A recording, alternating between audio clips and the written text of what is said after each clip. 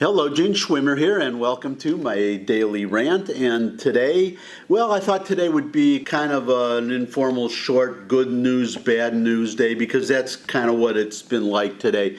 So let's start out with some of the good news. And the good news is if you're a Republican and you want to win the midterm elections, looks like you raised a bunch of money there. Republican National Committee raises $13.4 million. Well, it's not the most money they ever raised ever in a month, but in a non-presidential year, it's the most they ever have. So congratulations. So far, I can't say any of that money is mine. Well, that's not true. Yeah, it is true. I don't recall giving any money to the Republican National Committee this year, but I did contribute to a congressional election, and I did contribute to the Republican Congressional Committee. So that counts. It helps Republicans. I'm not a Republican. I don't belong to any political party, but I am a conservative, and I do contribute to Republican causes, to specific candidates, and sometimes to the House and sometimes to the Senate to help them win, and maybe the president. Who knows? I didn't last time. I've said before I was never Trump. I'm grudging Trump now, if that's a category that we could consider legitimate, but that's what I am these days.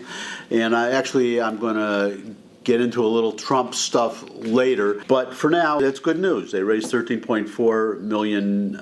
Good. Well, that's a thought, you could give me $1 million and you're still going to have $12.4 million left that you could do quite a bit with, and I could do quite a bit with $1 million. So, if you're watching, think about that. And other good news, this is good news if you're a Republican, bad news if you're a Democrat, but it looks like the Democratic National Committee, unlike the Republican National Committee, which I think they've raised about $75 million this year. And the Democratic National Committee, on the other hand, they're broke. They just finished June $3.3 million in debt. That's going to make a big difference in the midterm elections coming up, because thanks to the brilliance of Donald Trump, we have an unpopular Republican president. Let's hope he doesn't turn into a Barack Obama who hurts everybody all the way down the line, but hopefully $75 million will mitigate the damage somewhat, because I do not want Democrats controlling the House or the Senate or the presidency or any mayor office, or actually anything. You're an old party. Why don't you just kind of sit on the sidelines and watch, since none of your policies work anyway, so it's not like it's going to be a total loss. Good news, on to good news. We've been doing good news all along, unless you're a Democrat. So this is good news for everybody, or a lot of people. Big boom here. Mining jobs are up 21.6% in the first quarter. Construction is up. Manufacturing is up. Other things are not up and are actually down, and two of them, finance and insurance. I don't think a lot of people are too sad about Wall Street not doing well. The insurance part, I wonder how much of that is healthcare insurance. And those guys, I hope you suffer. I hope you suffer a lot. You guys wanted Obamacare. You helped force it on people like me. I had my catastrophic policy that I loved. I had it taken away by Obamacare. I still got the letter. I got lied to, and if these insurance companies are not getting the bailouts and the subsidies that they were expecting, and if it's hurting their business, that's fine with me. That's fine with me. Just thought I would put a little Schadenfreude in there. Schadenfreude. My German's not as good as it could be. Other good news here. Food stamps use falls to the lowest level in 7 years. So we're talking about since the beginning of the Obama presidency. And that's good. One reason is because the economy is improving, and I'm happy about that. I like to think that. Another reason is because the crackdown on food stamps. Well, not even a crackdown on food stamps. It's just requiring food stamp recipients to work. And in one state, I think it was Maine, their food stamp claims are down 81%, some incredible number, simply by requiring the food stamp users to work. And this is actually something that we could talk about because I live in New York, and when I came to New York, I knew a lot of actors, people my age, not now, but 25 years old when I came to New York. I've been here a long time, since 1977. And people who came then, most people either wanted to be a writer, moi, or an actor or a musician. And I had several actor friends, aspiring actor friends, and they would, in between having a gig, which would be rare, being on a soap opera, being in a play, summer stock, something like that, they would go on unemployment. And people don't understand. People say, well, it's not very much money. People go to work when they can find a job because the money is so low. And I found that not to be true not from my experience, but from my friends, that a lot of people, they're happy to get very little money if they don't have to work for it. And actually the benefits in New York City are actually pretty high. The point is that people will sit there and not work, and when you require people to work, they won't sign up for these benefits. So that's good news in two respects, that people are not signing up because they have to work for it. Hopefully these guys, since they have to go out and work anyways, they'll go out and work. And that's good for everybody. Number two, that if it signifies a strong economy, which I think it does because of those figures I just gave you from mining and manufacturing, that's another good thing we could mention, because liberals want everybody to go to college and they put an emphasis on college education. And I think part of it is that they have a prejudice against people who are blue collar and work with their hands. I think that's why they lose a lot of the voters that they're losing.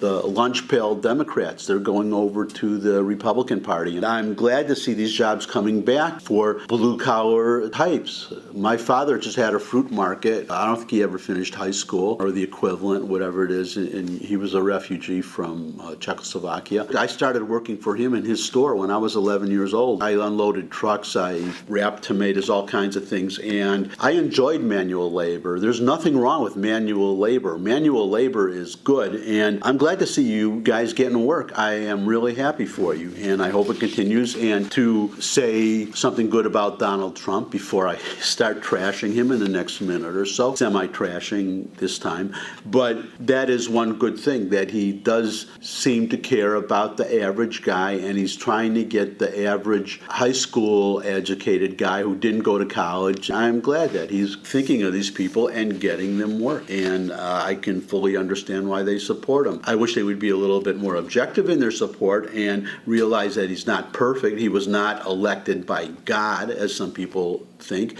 and to show that you really care about somebody is to support them when they're right, but to point out when they're wrong. I think Trump would be a much better president if he was getting criticism from his base to steer him right when he's not right. And this brings us now, I was just talking about Trump, this brings us to the final story. Put the headline up on the screen there, and I should have mentioned that I linked to the articles that I refer to. You'll find the links at the end of the description beneath the screen. So if you want to read the whole article, you can read the whole article.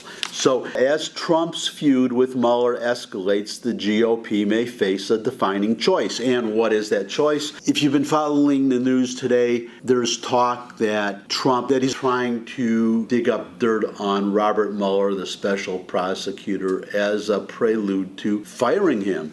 And I have to say, in a way, he has a point. Mueller seems to be hiring a lot of partisan Democrats, or at least Democrats who have in the past contributed to and shown very outward support for the Democratic Party and Democratic candidates. I personally agree also that appointing a special prosecutor was a mistake. I'm sorry it happened. The problem with these special prosecutors is once you hire them and you put them on the job, they can go pretty much wherever they want to, and they start looking at things that you did not expect them to be looking at, and they start charging people that you did not not expect to be charged. And you sometimes have something like a Scooter Libby where you don't find anybody at the top to charge with anything, and you have to justify the money and the time that you've been using, the millions of taxpayer dollars.